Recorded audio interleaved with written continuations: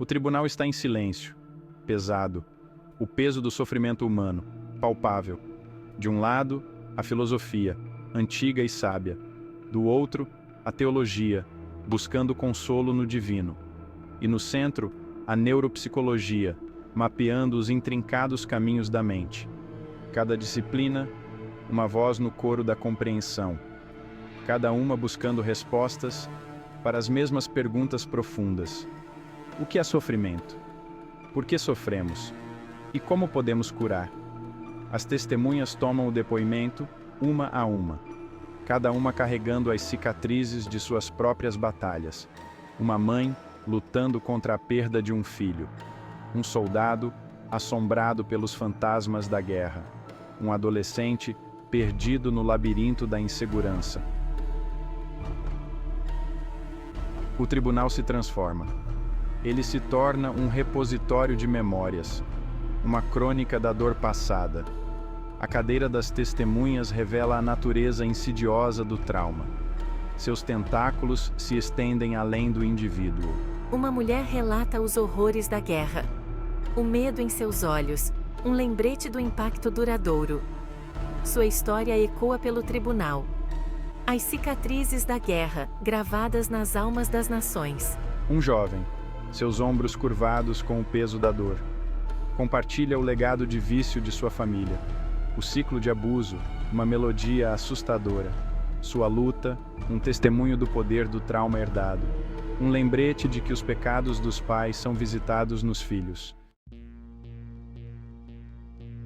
O tribunal vibra com uma nova tensão. A natureza etérea da fé toma o centro do palco.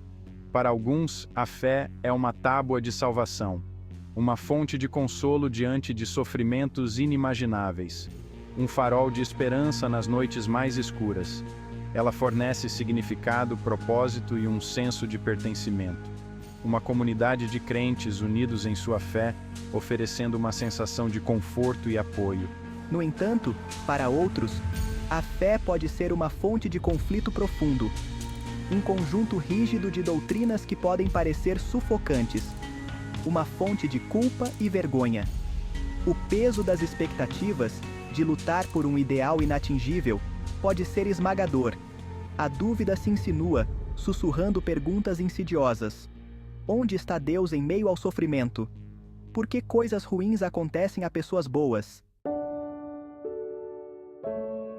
As portas do tribunal se abrem, acolhendo aqueles à margem da crença organizada. A pressão do dogma se dissipa. Este é um espaço para o secular, o agnóstico, o espiritual, mas não religioso. Uma jovem encontra consolo na natureza. O ritmo das estações oferece a ela paz. Um homem encontra significado na conexão humana. Em atos de serviço, ele descobre propósito. Seção 5. A bússola da compaixão. A ética como luz guia. O tribunal assume a solenidade de um seminário de ética. A importância da compaixão na prática terapêutica não é meramente uma sugestão, mas um imperativo moral. A vulnerabilidade daqueles que buscam ajuda exige um senso aguçado de responsabilidade por parte dos profissionais. A ética se torna a bússola que guia cada interação, garantindo que a busca pela cura nunca se dê à custa da dignidade ou do respeito. A conversa muda para a dinâmica do poder. O desequilíbrio inerente entre terapeuta e paciente é uma realidade que deve ser reconhecida e navegada com cuidado. O terapeuta, a quem foi confiada a tarefa sagrada de acolher a dor do outro, deve permanecer vigilante contra qualquer abuso desse poder.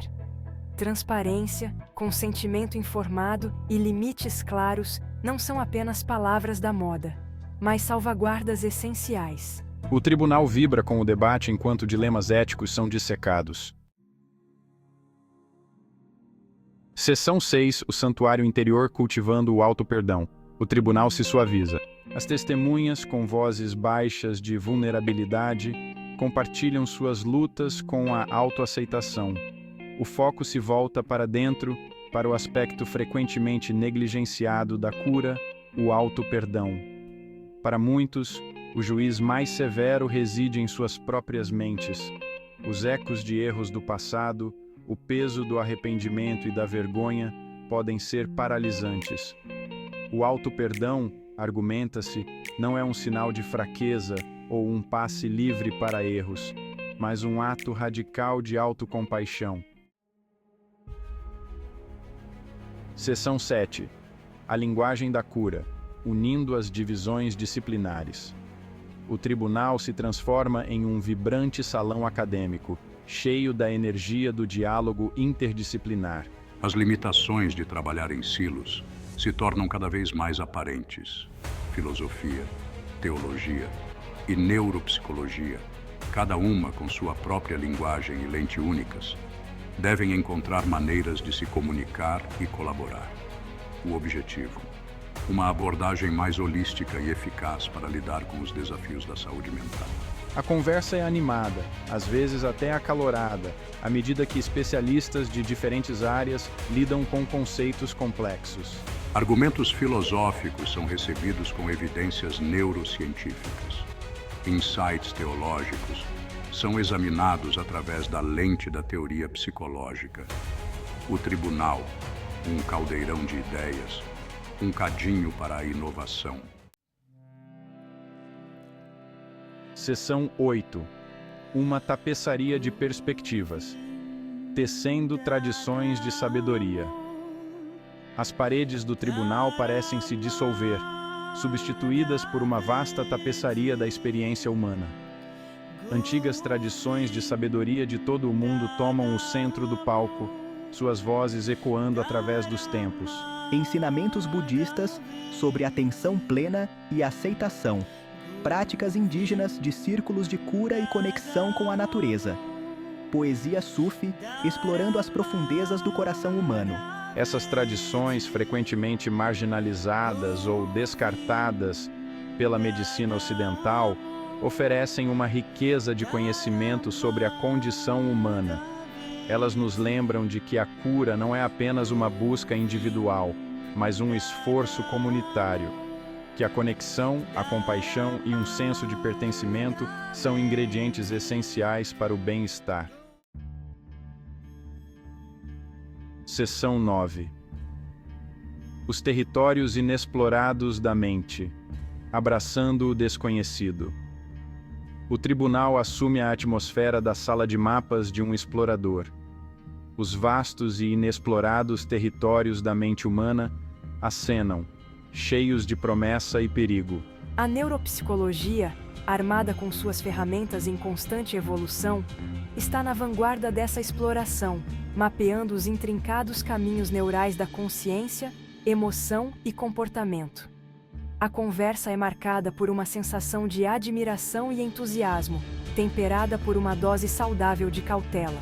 Novas descobertas sobre o cérebro estão constantemente surgindo, desafiando suposições antigas e abrindo novos caminhos para a compreensão e o tratamento.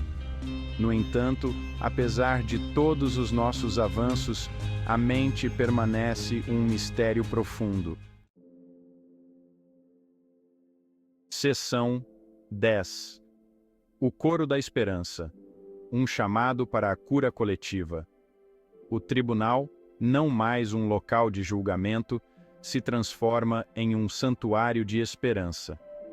As histórias individuais de sofrimento, antes incidentes isolados, agora formam uma narrativa coletiva. Um reconhecimento compartilhado emerge. Não estamos sozinhos em nossa dor. E nessa constatação, há um vislumbre de esperança. Pois, se o sofrimento é uma experiência humana universal, o potencial para a cura também o é. A conversa muda da responsabilidade individual para a coletiva. Que tipo de mundo queremos criar? Um que perpetua ciclos de trauma e sofrimento? Ou um que promova a compaixão, a compreensão e o apoio?